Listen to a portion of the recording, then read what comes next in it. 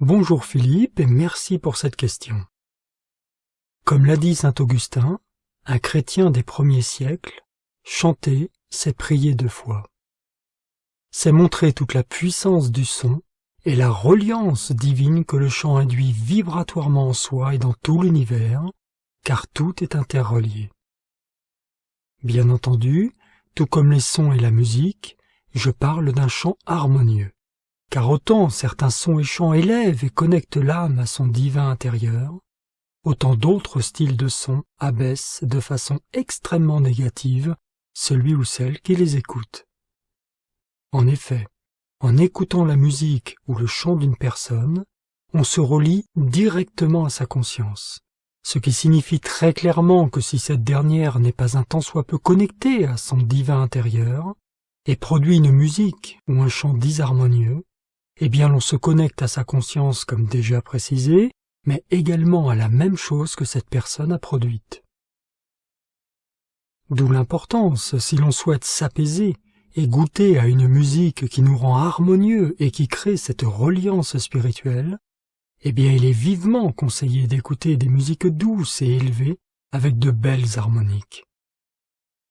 Ainsi, la musique, les sons et les chants harmonieux nous élèvent et nous connectent assurément à notre présence divine intérieure. D'ailleurs, lorsqu'une personne est en proie du stress, de la déprime ou de la disharmonie, il est fortement conseillé qu'elle écoute une belle et douce musique.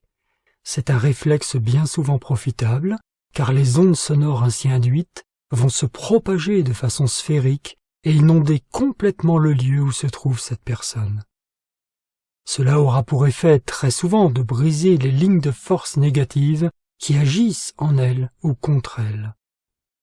Cela élèvera également le taux vibratoire du corps physique au niveau cellulaire et ainsi que ses propres corps inférieurs. Je parle bien entendu du corps éthérique, mental et émotionnel.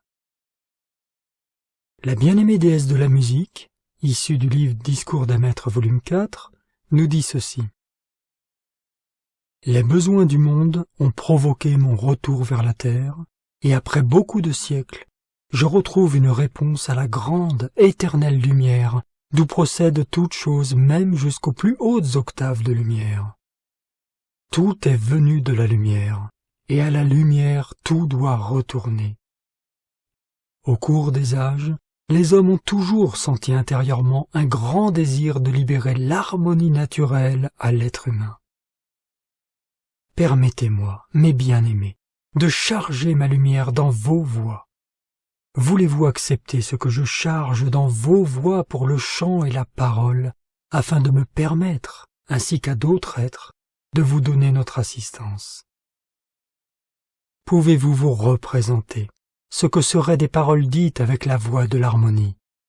Les humains ne savent pas encore ce que cela signifierait de parler avec l'intonation naturelle de la lumière du cœur. Il vous a été dit jadis, laissez chanter la lumière de votre cœur. Ceux qui comprendront cela pourront chanter avec le pouvoir de la présence. S'il y a des apparences discordantes dans la parole, il faut prendre une attitude ferme et dire « Puissante présence Ayam, tu es ma voix. Tu exprimes ta perfection par mes lèvres et par ma voix. » Vous constaterez qu'un changement se produira, mais vous devez le faire avec conviction. Naturellement, vous devez le désirer, vous devez être décidé d'avoir l'harmonie en parole et dans le chant. Désirez cela comme la chose la plus précieuse et un jour vous constaterez que le grand joyau de votre être est le cœur de la lumière qui fait battre votre cœur et dont la radiation se répand par la voix. Il n'existe aucun instrument de musique qui soit comparable à la voix, rien ne peut l'imiter. Aucun instrument ne peut communiquer le sentiment que la voix humaine peut donner lorsqu'elle est en accord parfait avec la présence de la vie. Puissiez-vous constater la bénédiction qui vous parvient lorsque l'attention est fixée sur la présence de vie. Voilà pour ce bel extrait de l'un des discours de la bien-aimée déesse de la musique. Voici également un extrait du livre La présence magique. Dans la matinée, une douce musique, jouée sur des instruments du type le plus inattendu, nous réveilla. L'effet sur le corps peut difficilement être décrit. Cela donnait une impression d'aise et de liberté, comme si une pression était retirée. La sensation alla en augmentant, et tandis que nous étions bien conscients qu'un certain changement s'opérait en nous, nous ne réalisions pas à quel point nos véhicules intérieurs étaient mis en accordage. Voilà pour ce petit extrait, et qui apporte la réponse sur l'importance du son et de la musique, même si les musiques sur le plan tridimensionnel sont moins effectives que sur des plans plus lumineux, bien entendu. Mais néanmoins, la musique, les chants, restent des alliés incontournables de ceux et celles qui souhaitent évoluer vers la lumière de leur cœur. En parlant d'une autre particularité du son, c'est son omniprésence absolument partout. Le cœur même de nos cellules vibre sur une harmonique spirituelle.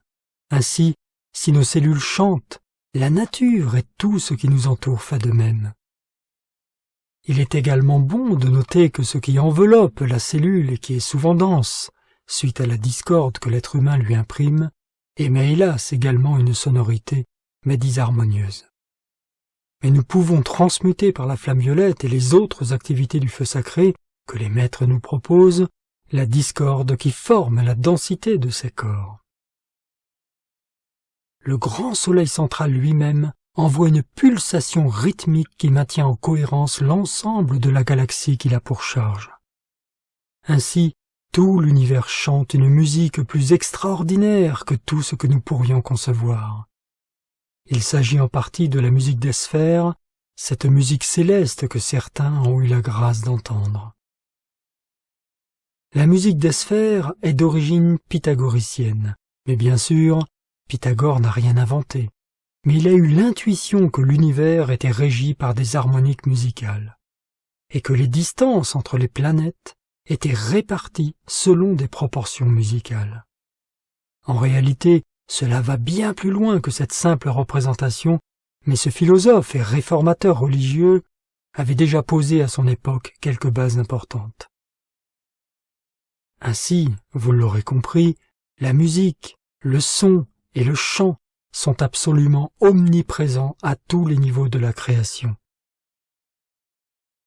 Et à notre modeste niveau, une musique douce et harmonieuse rompra ce qui lui est inférieur et apportera une vibration toujours salutaire dans bien des situations. Dans le livre « La présence magique », il y a de très nombreuses références à la musique et à son importance dans le monde de la forme autant que sur des plans plus élevés. La déesse de la musique nous parle également de sa coopération étroite avec les déesses de la pureté, de la liberté et de la justice, pour amener dans le cœur des hommes l'harmonie musicale de leur propre présence divine.